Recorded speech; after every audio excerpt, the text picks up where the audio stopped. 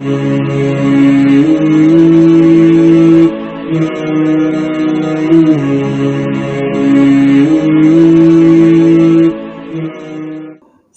بھائی منصور نام کے پٹنہ سے یہ سوال پوچھتے ہیں کہ کیا جم میں ورک آؤٹ کرنا جائز ہے؟ بھائی دیکھو، جم جانا یا کسرت کرنا اس میں کوئی گناہ کا کام تو ہے نہیں، جا سکتے ہیں، بس کچھ باتوں کا خیال رکھیں کہ جب جم جائیں تو گانے وغیرہ نہ چلائیں آپ، کیونکہ جم کے اندر بہت مرتبہ گانے وغیرہ چلائے جاتے ہیں، تو وہ چیزیں جو ہیں وہ غلط ہیں۔ باقی یہ کہ آپ جم جا سکتے ہیں، اور جس طریقے سے جو جم کے ٹرینر ہوتے ہیں یا ڈاکٹر ہوتے ہیں ان سے صلاح مشورہ کرنے کے بعد آپ جم کر سکتے ہیں۔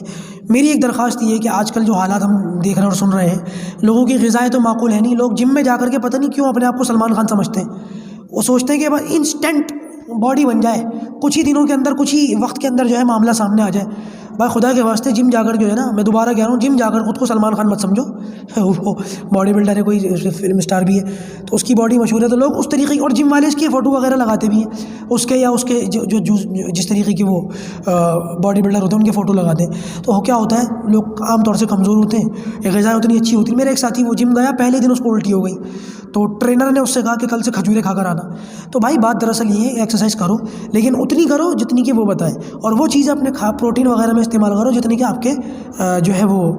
ٹرینر بتائے، اور ڈاکٹر وغیرہ سے صلاح مشورہ کر کے اپنی صحت وغیرہ کے متعلق بات چیت کر کے پھر آپ اس کو شروع کریں۔ کرنا چاہیے تو اچھی چیز ہے، ایسے ٹھس بیٹھنے سے کوئی فائدہ نہیں ہے۔ دین اسلام آپ کو رہبانیت کی تعلیم نہیں دیتا، بلکہ آپ کو اپنے بوتے پر سارے کام کرنے چاہیے، فٹ اینڈ اسٹرانگ رہنا چاہیے، لیکن اس کا یہ مطلب نہیں ہے کہ آپ ایسے باہر ہو جاؤ اور